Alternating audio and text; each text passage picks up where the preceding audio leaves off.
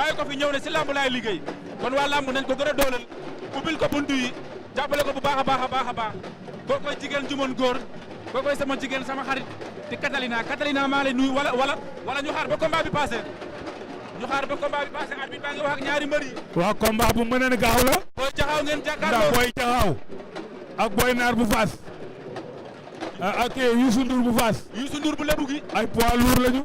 Youssou Ndour moo fekk. waaye Boy Jaxaw dafa nekk xeexkat. poids lourd bu mën a xeex la. mais Youssou Ndour bi nag père. Youssou Ndour nag daana wàcc si mbabat yi di bëre di finalu. mais dafa amoon blessure bu yegg loolu boo ko téye woon. waaw waaye gis nañ ne vraiment depuis ba mu dellu see. waaw mu ngi def ay preuve am mu ngi teglante ay victoire benn defet rek la am si diggante mag caatu Daouda Fall waaye depuis loolu vraiment. waaw gis nañ ne mu ngi def ay. mu neex la. moom la ak Boy Jaxaw. combat bu mën a gaaw la. Boy Jaxaw nag champion la ndax. bu ñu jógee xeex rek buntu dina am waaye nag arbitre baa ngi wax ak ñoom. Youssou Ndour Boy Jaxaw. round d'observation. waaye ni ma leen gisee nii. waaw bu ñu xeexee rek lamb ji jeex. bu ñu jàppante aussi yaakaar naa ne lamb ji dina jeex. ay ca ñaari mbër yaa ngi noonu Youssou Ndour cokaas na. Youssou Ndour bu lebu gi moo fete ndeyjoor moom moo jógee Tëngéej ñoom Gamou Gueye ñoo ko andi. ay ca ñaari mbër yaa nga ca de ñoom caatu Jokur ñoo ko andi moom Youssou Ndour bu lebu gi. moom laa ko Boy Jaxaw moo jógee Thiès moom Boy Jaxaw. Boy Jaxaw nga koy xaar rek. Boy Jaxaw waaw moom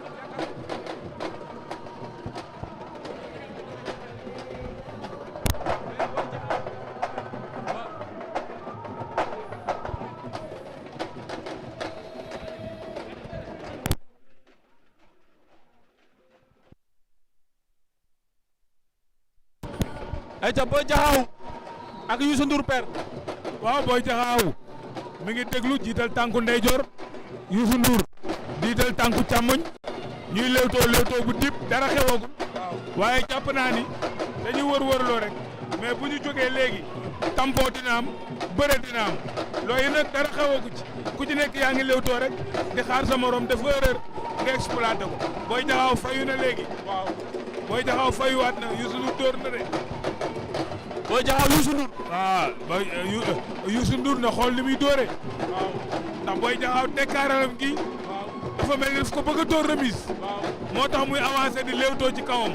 Boy Jaxaw Youssou Ndour. jàppante nañu bàyyante nañu.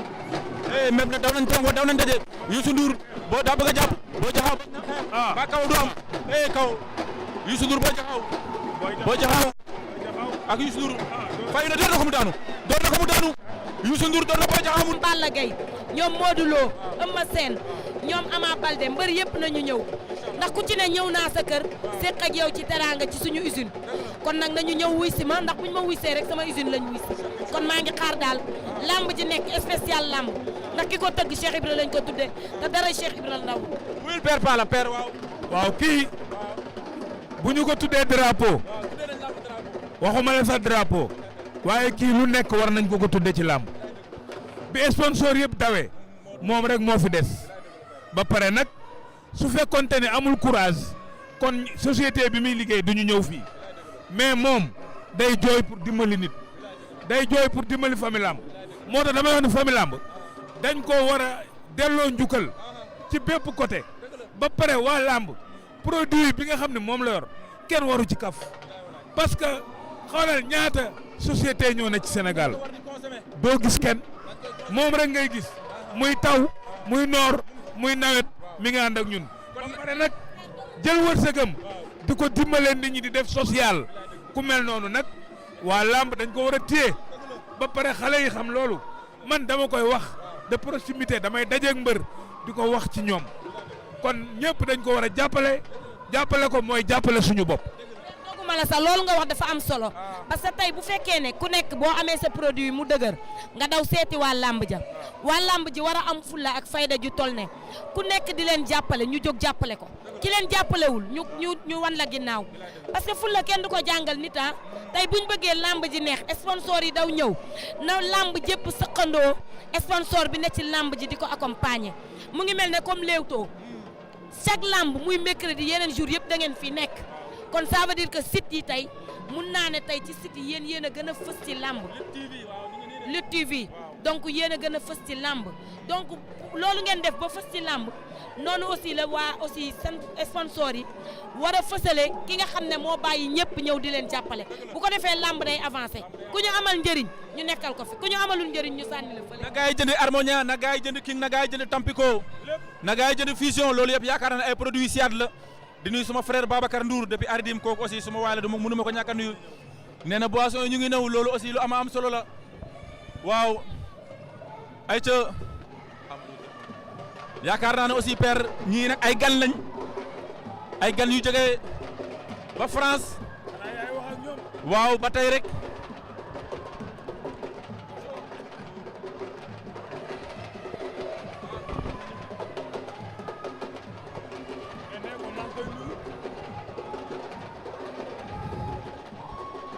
oui on est actuellement avec monsieur vous me rappelez votre nom s'il vous plaît. Lionel Lacaze. Lionel Lacaze. Voilà, c'est ça, très bien. Vous êtes les représentants de la Fédération française de lutte. Voilà, je suis le président de la Fédération française de lutte et les disciplines associées.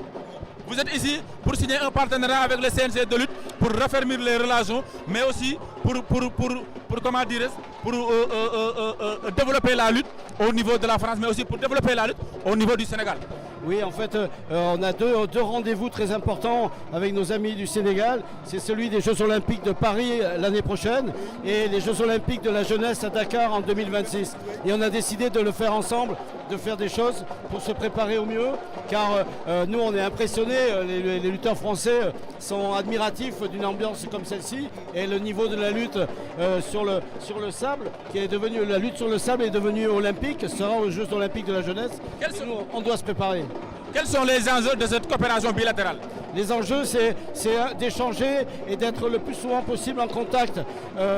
Nous, pour préparer notre jeunesse à cette discipline que nous connaissons très peu. Et pour vous ici, enfin pour nos amis du Sénégal, c'est d'amener peut-être un peu d'expérience sur les méthodes d'entraînement et sur la capacité à se préparer pour une date précise. Comment avez-vous vu la lutte sénégalaise? Comment j'ai vu là? Ici, la lutte avec frappe. Je trouve que c'est à la croisée de tous les sports de combat, quoi. Il y a en fait le sport de préhension et la frappe, et ça donne une lutte qui est extrêmement riche et complète, quoi. En fait, c'est une forme de synthèse de ce qu'on a envie de faire quand on est sur un tapis ou sur le sable. Neko ñëw na en France organiser indi fa mbër muy bëre lutte avec frappe 2014 muy Bombardier Balla Gaye 2 ak ay combat préliminaire laaj ko ndax ñoom pare nañu pour organiser suñu bëre bii. Il a dit qu'il a une fois été en France, il avait amené aux lutteurs, il y avait un combat de lutte avec frappe en 2014 entre Bombardier et Balla Gaye 2. Oui, il se demande si vous êtes prêts à organiser une séance de lutte avec frappe au niveau de la France. Écoutez, je pense que l'opportunité de la grande fête des Jeux Olympiques, qui est quand même, la lutte est une des premières disciplines olympiques, hein, dans son importance et son universalité. Et pourquoi pas, je retiens cette proposition et je dis pourquoi pas, et ça serait peut-être l'occasion d'une grande fête des luttes les plus populaires. Donc ouais, on va travailler sur ce sujet, c'est promis. Vous avez été à la rencontre avec le CNG aujourd'hui, vous avez vu Isabelle Sambou. Il y a aussi d'autres très grands champions qui ont fait un parcours extraordinaire dans la lutte olympique. Oui, tout à fait. Le travail qui est réalisé et le glissement qu'il y a vers l'olympisme au travers de la lutte sur le sable, je pense que c'est un accélérateur pour tout le monde. Nous, évidemment, en France, on va en profiter, on va en bénéficier, mais je trouve que l'organisation de la lutte au Sénégal aussi est en train de mettre l'accélérateur pour surfer sur l'histoire qui est en train de se mettre en place, quoi. La lutte sénégalaise, c'est un peu la mère de la lutte olympique sur le sable, hein. Elle est un peu à l'origine, comme beaucoup de pays du continent africain, mais le Sénégal plus que tous les autres, je crois. Donc on vous dit merci et bon séjour au Sénégal, au pays de la Teranga. Mais nous vous remercierons vraiment tous. Je crois qu'au nom de la fédération et de tous nos adhérents, quand je vais leur faire part de cet accueil et du plaisir qu'il y avait à être ensemble, je pense qu'on va bien entendre que vous nous souhaitez le meilleur pour les 2 rendez-vous qu'on a dit et nous on fait la même chose. On souhaite, nos résultats seront ensemble. Merci beaucoup. Merci à vous. Ok, ayca noonu la demee père Pala. Merci beaucoup. À la prochaine. Ayca père mu mel ni nag lii aussi wane na leen rek lamb mu ngi dox parce que tubaab yi dañuy waajal li nga xamante ni day moo di Jeux olympiques parce que France déwén day organiser ay Jeux olympiques yoo xamante ni day France moo ko war a organiser waaye aussi 2026 Jeux olympiques yi nga xamante ne mooy Jeux olympiques de la jeunesse ñu war ko amalee fi nga xamante ni day moo di Sénégal yaakaar naa ne loolu aussi lu am solo la kon ñu ngi siy bëgg ñëpp di ziar ñëpp waaye ñu ngi aussi ak ki nga xamante ni day moo di assurance bokk si staffu jàmbaar assurance ñoo lay nuyu bu baax di la ziar. Boucar ñu ngi lay fay di la nuyu bu baax a baax di nuyu suñu papa Pala di nuyu waa Lutte TV yëpp. dimanche passé yéen a fi tegoon Siteu ak Lac de Guiers 2 yaakaar naa ne ba tey moom la amateur yëpp di waxtaanee. dëgg waaw Boucar dimanche ñoo fi ñëwoon muy jàmbaar production indi fi journée bu am solo muy Siteu ak Lac de Guiers 2 jàll na si jàmm ñu siy jaajëfal Mansour Ba PDG bu baax a baax di ko ñaanal parce que confiance dafa garaaw bu amee confiance jël ñu jiital ñu kon loolu dafa nekk loo xamante ne dafa am solo dañ ko fonk dañ ko respecté comprendre nga bu loolu weesoo ñu ngi koy ñaanal bu baax a baax di ko ñaanal di ko wax lépp li nga xamante ni moom la bëgg yàlla na ko suñ borom defal du nuyu papam père ba du nuyu jàmbaar production groupe ñëpp di jël nuyoo bi di ko teg si suñu loxo grand papa Sow di nuyu Mamour Thioune di nuyu staff jàmbaar bi ñëpp Boucar. maa ngi lay bëgg waaw. kii xale bi toog tey papaam la ñuy wax Alaaji Jibi Meng Alaaji Jibi Meng fii la nekkoon superviseur ci CNG de lutte ba pare nekkaat manager de lutte kon tey bu ñëwee nekk coordinateur di organiser lamb damay wax ne daf ko doon ndax baayam ku baax la woon nekk superviseur en chef ci CNG de lutte nekk manager de lutte man tey su ma nekkee manager baayam Jibi Meng liggéey na ci lu bëree bëri ak bëgg looma sport moo tax bi ma ko gisee muy ànd ak waa jàmbaar sama yaram dafa daw parce que dama xam ni loo gis butéel bu ne la mu def moom la saañ bay xeeñ kii dafa doon làmb moo tax maa ngi koy ndokkeel Mansour Ba l'infatigable xale boo xam ni lépp loo xamante ni luy dundal sport am la ak culture Mansour Ba dugal na ci loxoom Mansour Ba tëggul làmb pour bénéfice wala xaalis waaye nag su ko mënee papam père Ba Samba Ba ndax moo ma yar ca Pikine moom moo ko mën a jàppale pour mu am doole mën a organiser lii baayam nag moom la ñuy wax l'homme social nit ku baax koo xam ne day dimbalee di def lu bari te bëggul ku ko wax kon nag su Mansour Ba ñëwee def teraanga boobu ñëw di tëgg làmb ànd seeg kii nga xamante ne mooy assurance ñu tuddee ko assurance Malick Ndoye mu ñëw taxaw di liggéey bu set bi ci làmb su toogee fii war nañ ko gërëm war nañ ko sant père Ba.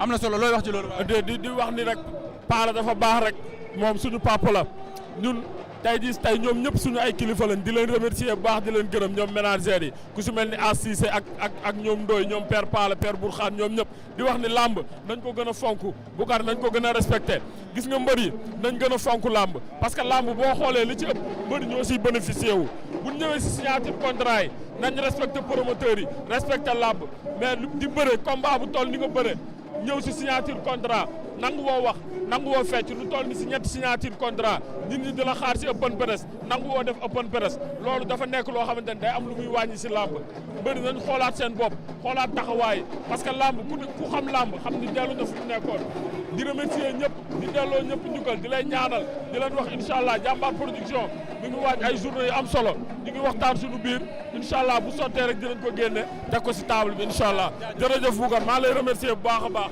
ayca ñoo ngi koy bëggee kooku assurance ayca père Gora ngi noonu ndeysaan di photo Baye Gora waaye Modou Anta ngi noonu père ngay gis Modou Anta ngi noonu di waajal ñaari mbër yi la ñuy xaarandi pour ñu ñëw si digg géew bi. yaa ngi noonu. kii mooy Ibou Laye. waaw. Alioune Seye ngi noonu si digg géew ba père. Alioune Seye daa mel ni pare na. ma nga ca digg géew ba. waaye maa ngi Ibou Laye maa ngi lay ziare. mais Boucar delloo naa la ziar maa ngi nuyu Père Pala di ko ziar di ko jox wàccuwaayam maa ngi. lu waral teewaay bi. waaw teewaay bi li ko waral mooy waajal bis bi rek muy le 17 décembre su diggante Diène Kaïré ak Zarko. yaa ngi waajal le 7. waaw ñu ngi koy waajal bu baax. diggante Diène Kaïré Zarko. waaw ñu ngi koy waajal bu baax.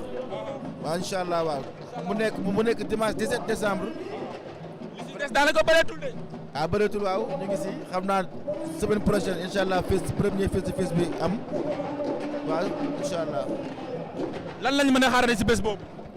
waaw bés bi xam nga ñu ngi koy waaj di si préparer spectacle yu doy waar incha allah di ñaan yàlla rek ñu egg si jàmm mais bis la boo xam ne Sénégal yëpp a ngi koy xaar diggante Zarko ak Diène Kaïré vraiment xam naa fi dayoo combat bi toll Sénégalais yi xam naa ko ndax chaque jour ñu ngi may woo di ma laaj fu mu toll donc bientôt rek semaine bi incha allah ñu ngi ñëw en appel.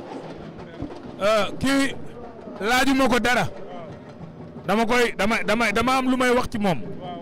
lamb ji mu tëgg combat bi gën a mag ci saison bi ci la bokk. Zarko Diène Diouf Kaïré kenn mënul wax lamb te tudduloo ko ku mel noonu nag bu ko tëggee sponsor yi nañ ko jàppale ndax bis bu mel noonu ak li mu ci def ci xaalis sponsor yi dañ ko war a jàppale ndax bis la boo xamante ni stade bi day fees kon ku ci dugal sa xaalis wala sa produit perte loo ko waaye nag parrain yi aussi war nañ jàppale ñii parce que da ngay tëgg làmb damu jël parrain bu mag tudde ko bu bis bi jege see mu naan la dama tukkeeg dama voyagé dama dem tournée